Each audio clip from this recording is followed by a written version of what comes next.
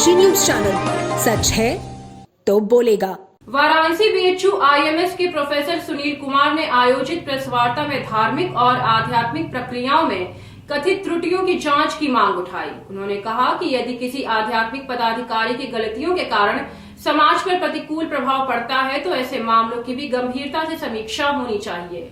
BHU IMS के professor Sunil Kumar ने कहा कि वर्तमान में जो कानूनी प्रक्रिया चल रही है वह संविधान और कानून के तहत उपलब्ध भौतिक साक्ष्यों के आधार पर संचालित होती है और यह व्यवस्था अपने स्थान पर उचित है। हालांकि उनका कहना था कि केवल भौतिक पक्ष तक सीमित रहने से मूल कारणों तक पहुंचना संभव नहीं होगा और भविष्य में ऐसी घटनाओं की पुनरावृत्ति हो सकती है।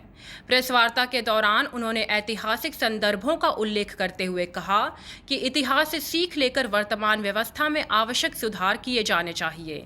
उनका दावा था कि आध्यात्मिक नेतृत्व और मार्गदर्शन की गुणवत्ता पर भी गंभीरता से विचार करने की आवश्यकता है।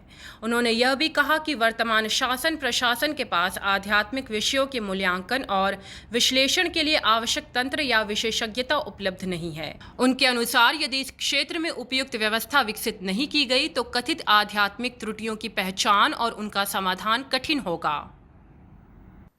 कानूनी प्रक्रिया जो वर्तमान में चल रही है, जिस आधार पे मैं पहले ही कह चुका हूं कि ये भौतिक साक्ष्यों के आधार पे चल रही है और जो वर्तमान राजनीतिक व्यवस्था में इस भौतिक साक्ष्यों को ही मानकर कानूनी व्यवस्था चलाई जा सकती है जो संविधान और सरकार द्वारा स्वीकृत है।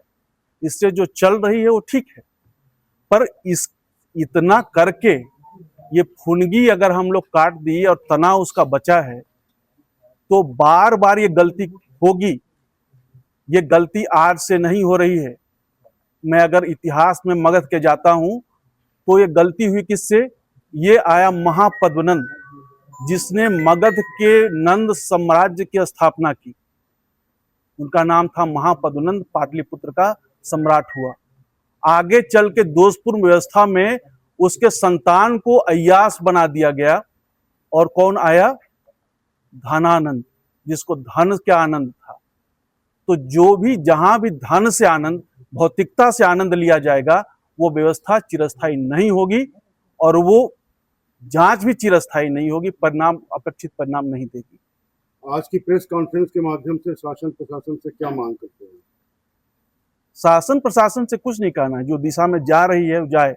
शासन प्रशासन से कहना है क्योंकि आध्यात्मिक पदों पे बैठे पदाधिकारियों की गलती को पहचानने की क्षमता उनके पास नहीं, उनके डायग्नोसिस की नहीं है, तो उनका इलाज कैसे कर सकती? उनके पास ये व्यवस्था नहीं है कि इनके दोषों को जागृत किया जाए। हमारे पास जो चल रहा है, हमारे दोष आ रहा है, अस्टील्थ विमान हमारे ऊपर से पास हो गया। यदि उसको डिटेक्ट करने की क्षमता हमारे टेक्नोलॉजी हमारे पास नहीं है तो हम कैसे पहचान पाएंगे और कैसे उसको ग्राउंड कर पाएंगे? तो आध्यात्मिक व्यवस्था के जिनके पास टेक्नोलॉजी नहीं है वो पद पे बैठे हैं, उनको हटाया जाए, क्योंकि समाज की बमबारी हो रही है।